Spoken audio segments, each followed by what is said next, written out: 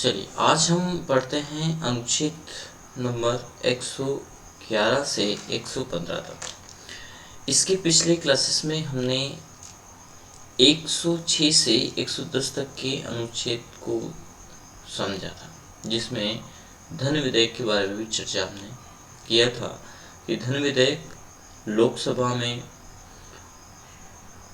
पारित होकर के या लोकसभा में बहुमत सिद्ध होकर के पारित नहीं कहेंगे, पारित तब माना जाएगा जब वो दोनों सदन से बहुमत से पारित हो जाए तो वो एक विधि बन जाता है और नियम के अकॉर्डिंग जो है कि आगे कार्यप्रणाली चलती है। तो 112 का हमने टाइटल दे रखा वार्षिक वित्तीय विवरण। लोकसभा को भी या संसद को भी वार्षिक विवरण देना होता है, जिसे हम ऑडिट भी कहते हैं। और वार्षिकी कोई भी संस्था हुई, सभी का वार्षिक विवरण प्रस्तुत किया जाता है। यदि कोई संस्था है, समिति है, तो वह भी अपने अन्य सदस्यों के सामने वार्षिक विवरण प्रस्तुत करती है। उसी प्रकार संसद भी वार्षिक विवरण पर चर्चा करती है। तो इसके पहले हम एक बार पुराने अनुच्छेद को देख लेते हैं। अनुच्छेद 106 कहता है सदस्यों के वेतन और भत्ते। 107 कहता है विधेयकों के पुनः स्थापन और पारित किए जाने के संबंध में उपबंध। 108 कहता है कुछ दशाओं में दोनों सदन की संयुक्त बैठक हो सकती है, राष्ट्रपति इन्हें बुला करके संयुक्त रूप से इनको बैठक के लिए बोल सकते हैं। 109 के अंतर्गत धन विधेयकों के संबंध में विशेष प्रक्रिया और 110 कहता धन विधेयक की परिभाषा। चलिए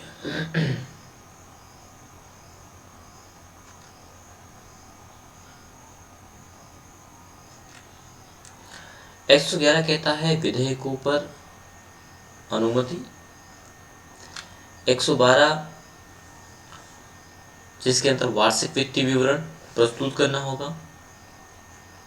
113 संसद में प्राक्कलनों के संबंध में प्रक्रिया। प्राक्कलन पहले से आकलन, उसकी गणना, अनुमानित गणना, उसको प्राक्कलन कहा गया है। तो 113 के अंतर्गत 114 विनियोग विधेयक भी इसमें है। और 115 अनुपूरक अतिरिक्त या अधिक अनुदान। चलिए तो हम डिटेल में इनको समझते हैं।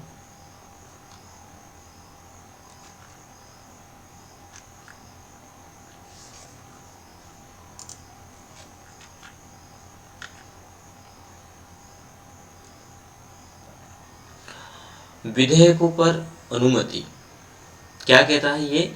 जब कोई विधेयक संसद के सदनों द्वारा पारित कर दिया गया है, यानी दोनों सदन में उस पर चर्चा हो गई है और वहाँ पर उसको बहुमत मिल चुका है और वहाँ से वो पूर्ण विधेयक की ओर आगे बढ़ रहा है, तो पूर्ण विधेयक कब माना जाएगा? पारित हुआ अलग बात है, और पूर्ण विधेयक जब तक कि उस पर राष्ट्रपति के सिग्नेचर नहीं हो जाते तब तक वो पूर्ण विधेयक नहीं माना जाएगा। तो अब राष्ट्रपति को एक अधिकार होता है कि वो पुनर्विचार के लिए उसको पूछा सकता है, लेकिन धन विधेयक में ये प्रावधान नहीं रखा गया। यानी धन विधेयकों को छोड़ करके वह पुनर्विचार के लिए पूछा सकता है या आनुवांशिक जो है कि संशोधन के लिए कह सकता है संसद को। और यदि वो संशोधन हो गया है इसके बाद या फिर उस पर कोई विचार विमर्श किया, वांछनीय जो भी विचार थे उनको किया, करने के बाद पुनः वो राष्ट्रपति महोदय के पास पहुंचता है और उनकी अनुमति मिलने के बाद वह जो है कि कंप्लीट एक विधेयक बन जाता है। तो विधेयकों पर अनुमति कैसे मिलती है? तो विधेयक दोनों सदन के बाद राष्ट्रपति महोदय के पास पहुंचते हैं, राष्ट्रपति अपने सिग्नेचर कर उसे जो है कि अनुमति प्रदान करते हैं। तो यही यहाँ पर दिया कि परंतु राष्ट्रपति अनुमति के लिए अपने समक्ष विधेयक प्रस्तुत किए जाने के पश्चात यथाशीघ्र उस विधेयक को, यदि वह धन विधेयक नहीं है तो सदनों को इस संदेश के साथ लौटा सकेगा कि वे विधेयक पर या उसके किन्हीं विनिर्दिष्ट, उसमें निर्देश दिए गए विनिर्दिष्ट यानी उसमें निर्धारित किए गए उपबंधों पर पुनः विचार करें। कोई भी पर्टिकुलर उन्होंने पॉइंट करिए कि इस पॉइंट को हटाए, विलोपित करें या ये सही नहीं है। और विशिष्टतया किन्हीं ऐसे संशोधनों के पुनः स्थापन की वांछनीयता पर विचार करें जिनकी उसने अपने संदेश में सिफारिश की है। और जब विधेयक इस प्रकार लौटा दिया जाता है तब संसद विधेयक पर तदनुसार पुनर्विचार करेंगे और यदि विधेयक सदनों द्वारा संशोधन सहित या उसके बिना फिर से पारित कर दिया जाता है तो राष्ट्रपति के समक्ष अनुमति के लिए प्रस्तुत किया जाता है। अब सिर्फ यही बात कहेंगे कि महोदय जी हमने इस पर विचार किया था और वह कई महीनों में ये पाया गया है कि वो सही है, तो यदि संशोधन नहीं हुआ तब भी अब राष्ट्रपति उसे पुनर्विचार के लिए नहीं पूछेगा, यानी उन्हें अब इसको अनुमति देनी होगी क्योंकि वो बहुमत से है, सभी ने विचार विमर्श किया है। ठीक है, अक्सरता बहुत कम ऐसा होता है, लेकिन कुछ मामलों में ऐसे हुए भी हैं कि पुनर्विचार याचिका दायर की गई और उस पर विचार किया गया और फिर वो विधेयक पारित हुआ। चलिए आगे बढ़ते हैं। आर्टिकल 112 वार्षिक वित्तीय विवरण। वार्षिक वित्तीय विवरण सदन के लिए तो बहुत इम्पोर्टेंट है, लोकसभा के लिए बहुत इम्पोर्टेंट है क्योंकि पूरे वर्ष का, पूरे भारतवर्ष का, पूरे देश का एक आकलन होता है और किस प्रकार से उसकी वार्षिकी चलना है, जो चल चुकी है, आय व्यय का पूरा ब्यौरा इसमें रखा जाता है। हम तो यहाँ पे थोड़े से कुछ पॉइंट्स पढ़ रहे हैं, लेकिन एक वार्षिकी के अंतर्गत बहुत सारी चीज़ यहाँ पर रहती है। तो 112 के अंतर्गत उसके प्रावधान किए गए। क्या प्रावधान किए गए? राष्ट्रपति प्रत्येक वित्तीय वर्ष के संबंध में संसद के दोनों सदन के समक्ष भारत सरकार की उस वर्ष के लिए प्राकल्पित प्राप्तियों और व्यय का, प्राकल्पित यानी पहले ही गणना कर ली गई, प्राकल्पित प्राप्तियों और व्यय का विवरण रखवाएगा, जिसे इस भाग में वार्षिक वित्तीय विवरण कहा गया है। वार्षिक वित्तीय विवरण में दिए गए व्यय के प्राक्कलनों में क्या है? प्राक्कलनों में इस संविधान में भारत की संचित निधि पर भारित व्यय के रूप में वर्णित व्यय की पूर्ति के लिए अपेक्षित राशियां इसमें दी गई। अब ये जो संचित निधि है, संचित निधि से धन निकालने की जो प्रोसेस है उसे विनियोग कहते हैं। तो विनियोग को भी हम आगे पढ़ने वाले हैं, तो ये बात ध्यान रखना है, क्या अंडरलाइन करना है? संचित निधि पर भारित व्यय, यानी जो संचित निधि है, क्योंकि जितनी भी आय होती है भारत सरकार की वो सब कहाँ से होती है? वो सब होती है संचित निधि में। और इस संचित निधि से ही कोई भी सरकार जो है कि धन निकालने या उसके आधार पर जो भी योजनाएं लॉन्च करेगी उनके आधार पर ही करती है और यहीं से वो सभी प्रकार के पैसे निकाल पाते हैं। कुछ प्रावधान अलग है, लेकिन संचित निधि से धन निकालने की जो प्रोसेस है उसे हम क्या कहते हैं? विनियोग कहते हैं। तो ये बात भी ध्यान रखना है। ख क्या कहता है? भारत की संचित निधि में से किए जाने के लिए प्रस्तावित अन्य व्यय की पूर्ति के लिए अपेक्षित राशियां पृथक पृथक दिखाई जाएगी। जितनी भी राशियां दिखाई जा रही है वो अलग अलग, ऐसा नहीं कि एक साथ गोलमोल कर दिया जाए। और राजस्व लेखे होने वाले व्यय का अन्य व्यय से भेद किया जाएगा, उनका निर्धारण किया गया कि राजस्व कितना है और खर्च कितना है। अगला पॉइंट, तो ये पॉइंट 2 के अंतर्गत क और ख निर्धारित किया गया। तीसरा क्या कहता है? निम्नलिखित व्यय भारत की संचित निधि पर भारित व्यय होगा, यानी किसके आधार पर होगा? वो निम्नलिखित जो भी व्यय वो संचय निधि पर भारित व्यय होगा, उस पर निर्धारित व्यय होगा। अर्थात क्या कहता है? भारित व्यय होगा ना, अर्थात क्या कहा गया? राष्ट्रपति की उपलब्धियां और भत्ते तथा उसके पद से संबंधित अन्य व्यय, ये सब कहाँ होंगे? ये संचित निधि पर भारित होंगे, निर्धारित होंगे। कुछ शब्द ऐसे हैं एक्चुअली में हिंदी में दिए गए हैं और जब हम उनके संपर्क में नहीं आते तो उन शब्दों का थोड़ा सा अर्थ समझना कठिन हो जाता है, या निर्धारित या निर्धारित, तो हम उस पर चर्चा कर रहे हैं। चलिए अब क के बाद आता है ख। ख क्या कहता है? राज्यसभा के सभापति, उपसभापति के तथा लोकसभा के अध्यक्ष और उपाध्यक्ष के वेतन भत्ते भी यही होंगे, इसी से दिए जाएंगे। ग कहता है ऐसे ऋण भार जिनका दायित्व भारत सरकार पर है, जिनके अंतर्गत ब्याज, निक्षेप निधि भार और मोचन भार तथा उधार लेने आदि जितने भी ऋण होंगे वो सब संचित निधि पर निर्धारित होंगे। उच्चतम न्यायालय के न्यायाधीशों को या उनके उपबंध में जितने भी संदेह वेतन होते हैं, पेंशन है, वो सभी यहीं से दिए जाएंगे। भारत के नियंत्रक महालेखा परीक्षक को और उसके संबंध में संदेह वेतन भत्ते पेंशन, किसी न्यायालय या माध्यम औद्धकरण के निर्णय, डिक्री या पंचाट की दृष्टि के लिए सापेक्षित राशियां, यहाँ पंचाट को हमें समझना होगा। अगला क्या कहता है, कोई अन्य व्यय जो इस संविधान द्वारा या संसद द्वारा विधि द्वारा इस प्रकार भारित घोषित किया जाता है वो भी सब संचित निधि पर ही निर्धारित होगा। ठीक है, तो हमें यहाँ समझ लेना ये आवश्यक है कि वित्तीय वार्षिक वित्तीय विवरण के अंतर्गत क्या क्या चीज़ रखी गई है, एक बेसिस के तौर पर कि जितने भी व्यय होंगे उनका निर्धारण यहाँ पर किया जाना है कि किन किन को कहाँ कहाँ से क्या क्या दिया जाना है, और ये सब डिपेंड किसके ऊपर है। चलिए, आर्टिकल 112 के अंतर्गत निर्धारित किया गया। आर्टिकल 113 कहता है संसद के प्राक्कलनों के संबंध में प्रक्रिया, यानी पहले से प्राक्कलन जो करने वाले हैं, गणना करने वाले हैं, उनके संबंध में क्या प्रोसेस होगी प्राक्कलनों के। तो प्राक्कलनों में से जितने प्राक्कलन भारत की संचित निधि पर भारत व्यय से संबंधित है वे संसद में मतदान के लिए नहीं रखे जाएंगे। एक चीज तो ये, किंतु जिसमें मत हो, किंतु इस खंड की किसी बात का अर्थ यह नहीं लगाया सकता कि वह संसद के किसी सदन में उन प्राक्कलनों में से किसी प्राक्कलन पर चर्चा को निवारित करती है, उसको बाहर करती है। आप उस प्राक्कलन पर चर्चा कर सकते हैं, ऐसा नहीं कि भैया ये प्राक्कलन के लिए नहीं रखे गए हैं तो इन पर चर्चा नहीं होगी, निवारित यानी बाहर निकाल देना, तो उसको चर्चा हो सकती है उस पर प्राक्कलन पे भी। दूसरा पॉइंट क्या कहता है, उक्त प्राक्कलनों में से जितने प्राक्कलन अन्य व्यय से संबंधित है वे लोकसभा के समक्ष अनुदान की मांगों के रूप में रखे जाएंगे और लोकसभा को शक्ति होगी कि वह किसी मांग को अनुमति दे या इनकार कर दे। चाहे तो वो उसको कह सकते हैं कि हाँ ठीक है, इस पर हम ये पैसा प्रदान करते हैं, इस प्रकार की मांग को पूरा करते हैं, और चाहे तो खत्म भी रोक भी सकते हैं या उसको कम करके उसकी अनुमति दे सकते हैं। किसी अनुदान की मांग राष्ट्रपति की सिफारिश पर की जाए या अन्यथा नहीं, ये भी प्रावधान किसको दिया, लोकसभा को दिया गया कि यदि कोई मांग है और राष्ट्रपति महोदय ने कहा कि ये धन आप फंड दे दीजिए, क्योंकि कभी कभी ऐसा होता है कि विपक्ष कुछ चाहता है, पक्ष कुछ चाहता है, तो ऐसी स्थिति में लोकसभा ने मना कर दिया, जिसका बहुमत होगा उसकी सरकार होगी और उन्होंने मना कर दिया कि ये फंड हम नहीं देंगे, तो ऐसे में एक ऑप्शन हमारे पास बच जाता है कि एक काम करिए, राष्ट्रपति महोदय की सिफारिश।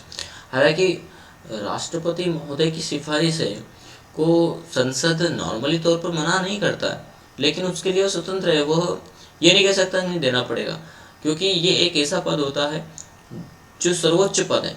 राष्ट्रपति हमारे गणराज्य में या गणतांत्रिक देश के अंतर्गत सबसे सर्वोच्च पद होता है राष्ट्रपति।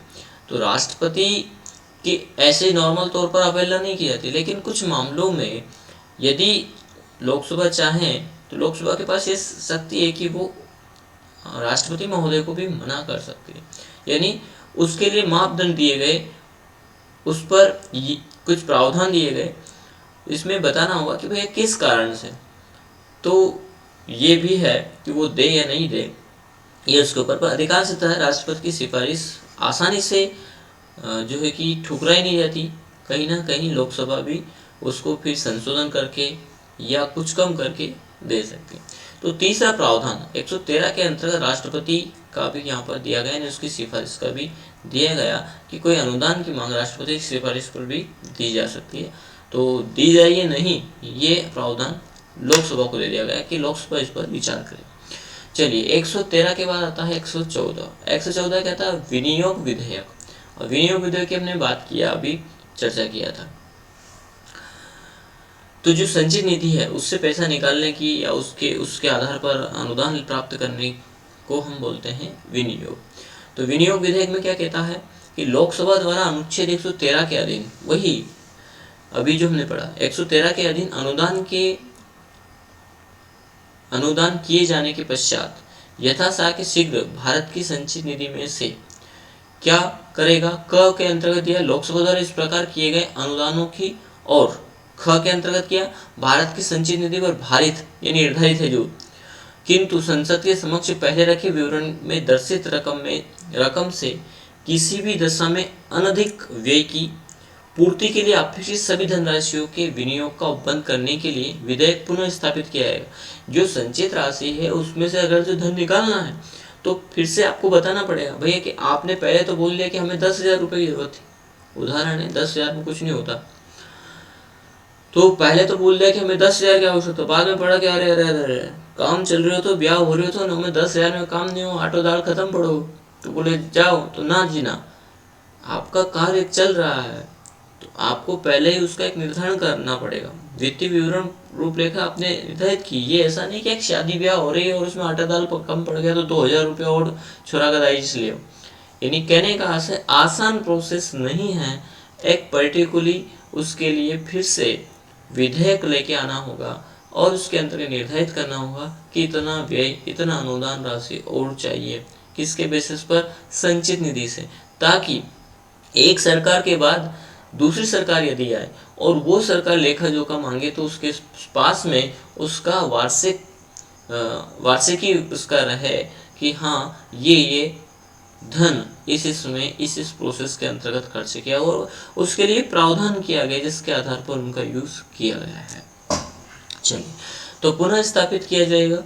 अगला क्या कहता है? इस प्रकार किए गए किसी अनुदान की रकम में परिवर्तन या अनुदान के लक्ष्य को बदलने अथवा भारत की संचित निधि व भारत व्यय की रकम में परिवर्तन करने का प्रभाव रखने वाला कोई संशोधन, आगे क्या कहा? ऐसे किसी विधेयक में संसद की किसी सदन में प्रस्तावित नहीं किया जाएगा और पीठासीन व्यक्ति का इस बारे में विनिश्चय अंतिम होगा, यानी उसको प्रस्तावित नहीं किया जाएगा है ना, और उस प्रस्तावित भी किया जाता है जो भी उसमें संशोधन किया जाता है, ठीक है, तो उसमें जो पीठासीन है, पीठासीन कौन? सभापति की बात की जाए तो सभापति का जो भी निर्णय होगा वो अंतिम होगा। अगला क्या कहता है? अनुच्छेद 115 और अनुच्छेद 16 के, अब 115 और अनुच्छेद 16 के उपबंधों के अधीन रहते हुए भारत की संचित निधि 116 है ये, निधि में से इस अनुच्छेद के उपबंधों के अनुसार पारित विधि द्वारा किए गए विनियोग के अधीन कोई धन निकाला जाएगा, अन्यथा नहीं, ये बात भी उन्होंने निर्धारित कर दिया।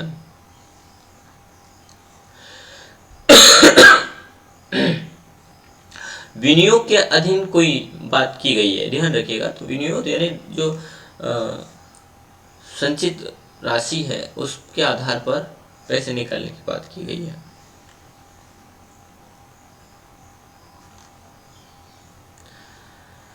चलिए, तो संचित निधि की बात होने के बाद हम आगे बढ़ते हैं 115 क्या कहता है? अनुपूरक, अतिरिक्त या अधिक अनुदान लेने की यदि बात की जाए कि भैया इस के अलावा हमें कुछ एक्स्ट्रा चाहिए तो उसके लिए भी यहाँ पर निर्धारण किया गया।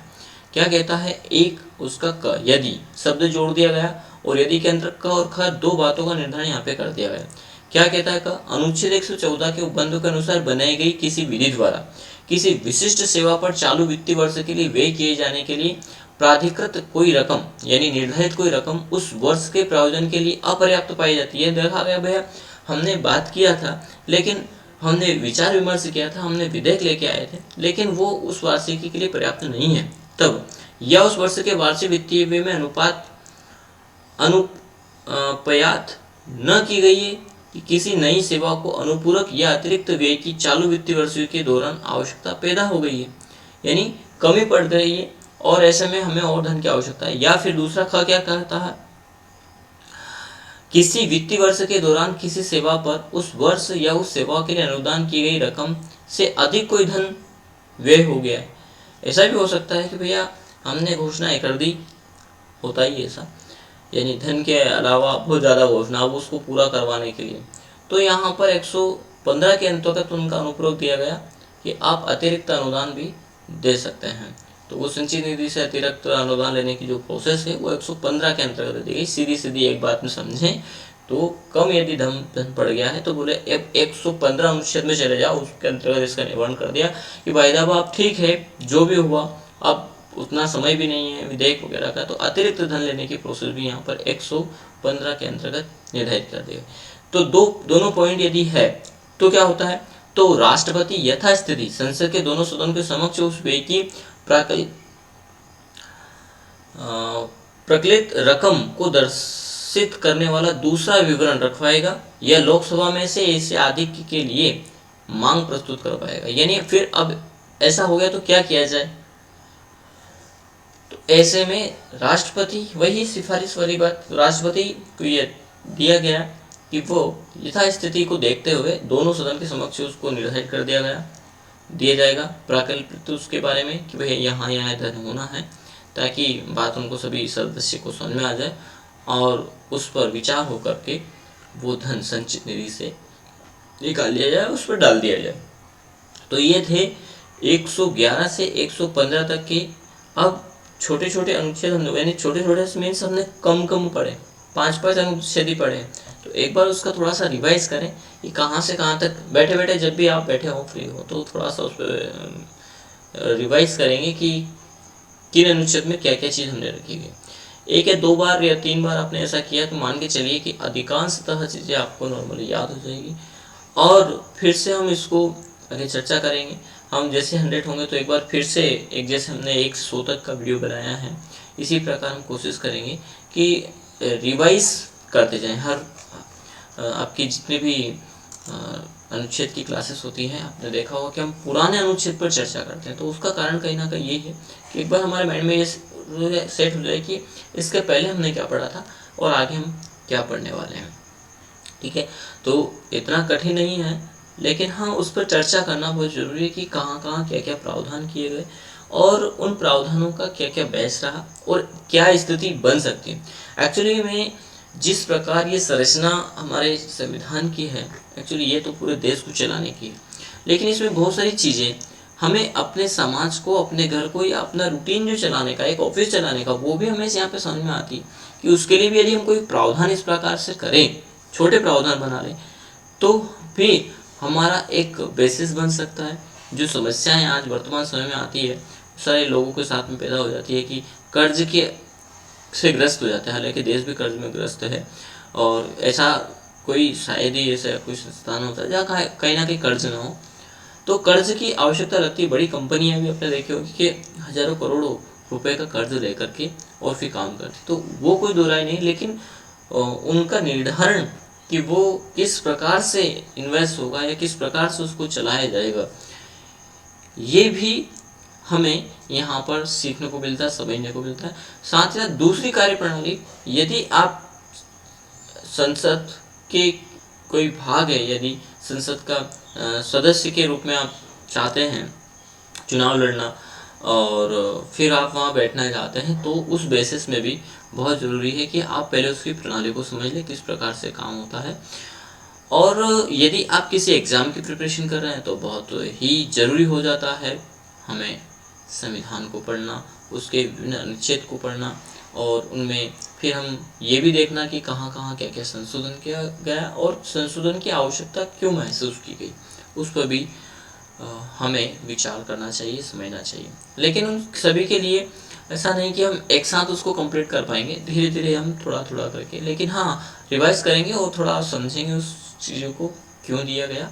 उस पर हम तर्क पे भी जा सकते हैं कि ऐसा क्यों नहीं किया गया और कहाँ किया गया। हालांकि तर्कपूर्ण ही है हमारा संविधान, क्योंकि इसमें कहीं एक व्यक्ति ने नहीं बनाया, कई लोगों ने इस पर विचार विमर्श किया और उसको बनाया, तो एक कंप्लीट यहाँ पर आया। और कहीं कमी है तो उसमें संशोधन का प्रावधान भी दिया गया और कई संशोधन हमारे संविधान के अंतर्गत हुए।